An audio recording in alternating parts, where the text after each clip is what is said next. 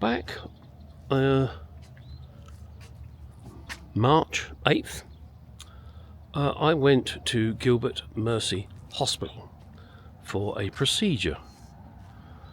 That procedure involved them shoving some tubes down into my lungs and taking some samples. When the procedure was over, they came to me in the recovery room and said, "Okay, everything went fine, you can go home." It was then that I discovered my underwear was full of excrement, which they did not clean up. They left me in it.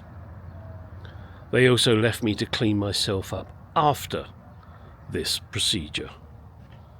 And I then left and came home. When I was home, I had excruciating pain and could not breathe. Speaking was not possible. I indicated to my wife to call 911, and I was then taken back to Mercy Gilbert Hospital, where I had to wait to get into the emergency room, at which point I said, "Look, I need some painkillers." I managed to actually mumble that out. Well, mumble was not the right word. Squeeze the words out. And they gave me some morphine.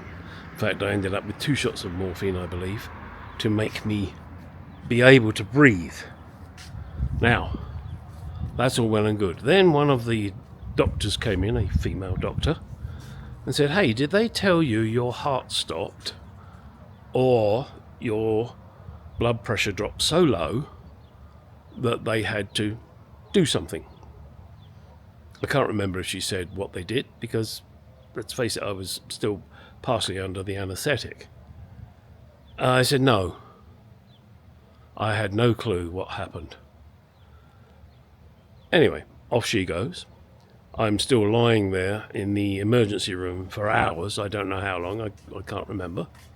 And then another doctor came in of somewhat larger proportions. Again, I have no clue her name. And I asked her, what happened? Her response was, "I don't know, I wasn't there." Terrific. So,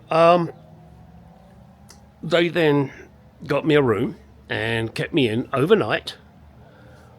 And I was still wearing the same clothes that I arrived at the emergency room in. I stayed in those clothes for over 24 hours. No hospital gown, nothing. Not that I particularly wanted to wear a hospital gown, but it would have been nice to have something other than the clothes that I was brought in.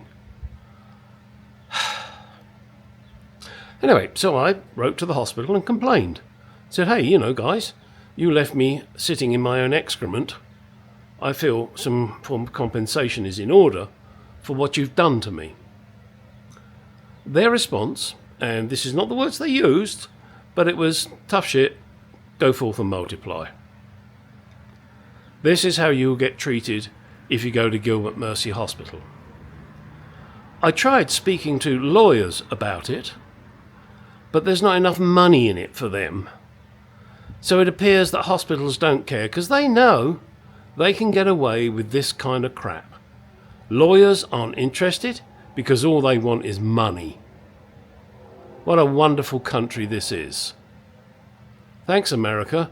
I love living here. But this sucks. By the way, anybody out there, if you have the opportunity, don't ever go to Gilbert Mercy Hospital in Arizona, Queen Creek, Arizona. Well, Queen Creek, Gilbert, Arizona. They will treat you like shit and leave you in it. Little footnote here. Are there any lawyers out there with balls enough to take this on and not just be a money-grabbing lawyer? Surely you can see this is not right. It should be compensation to me for being left in my own excrement. What kind of a world is this? Okay, let me try and summarise the events. I was booked in for a procedure, bronchoscopy, I believe it's called, where they go into my lungs, take samples, I assume of goop, maybe bits of lung, I don't know. During the procedure, something went wrong. Either I had too much anaesthetic or don't know what. According to the emergency doctor, either my heart stopped or my blood pressure was so low they couldn't read it.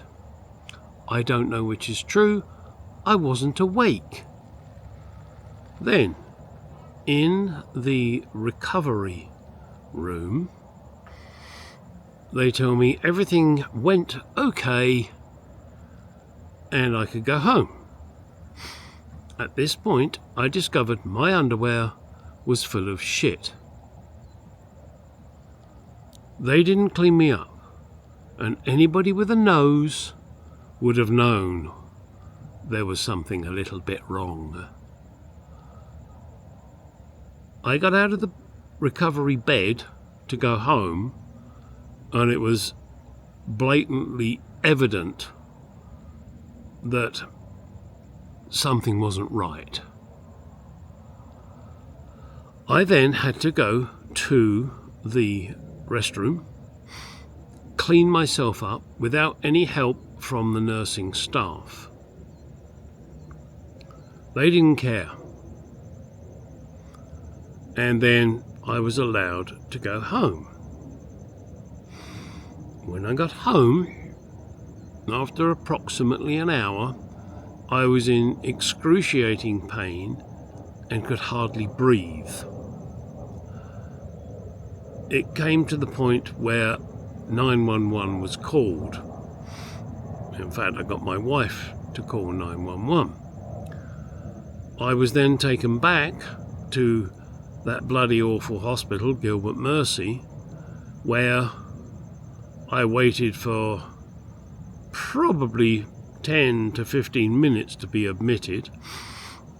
Then after being admitted and jumping up and down and asking for painkillers to allow me to breathe,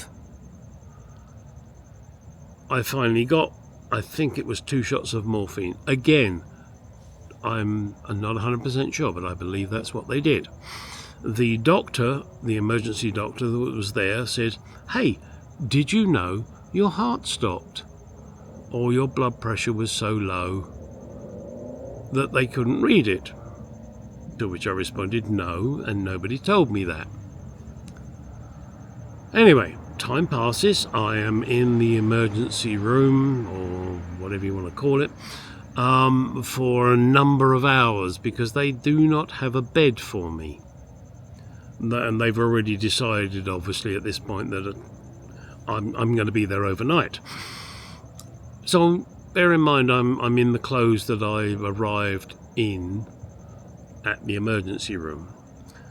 I guess the first doctor finished her shift, and then a second female doctor of somewhat larger proportions came in to see me, said, "How are you doing?" blah blah blah.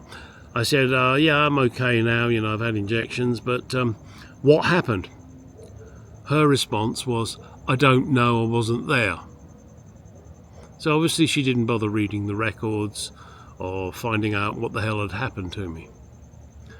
After quite a few more hours, I was then taken to a room in the hospital, and nobody bothered to give me some new clothes. I stayed in the clothes I arrived in for over 24 hours. Now, the hospital people did monitor me during that time, which was fine. But you think maybe they could have given me some different clothes? For all they knew, I was still sitting in shit. As it happens, I wasn't, because I'd come home and cleaned myself up properly. because the nurses, doctors, staff, whoever at Gilbert Mercy have no clue or don't care about you. Yeah, that's pretty much it. My thoughts are, I should have been compensated for the shit they put me through, quite literally. I should have been compensated for not being treated properly with clothes in the hospital. I should never have been let to go home in the first place. They just generally failed.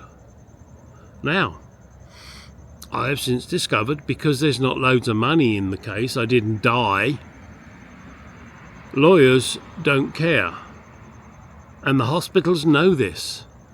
So their letter to me, a 3-page letter, basically said, hate that word, but it said, oh, well, you signed up, you signed this, you signed that, but I don't recall signing a piece of paper that said if I shit my pants, I'll live with it, and you don't have to clean it up.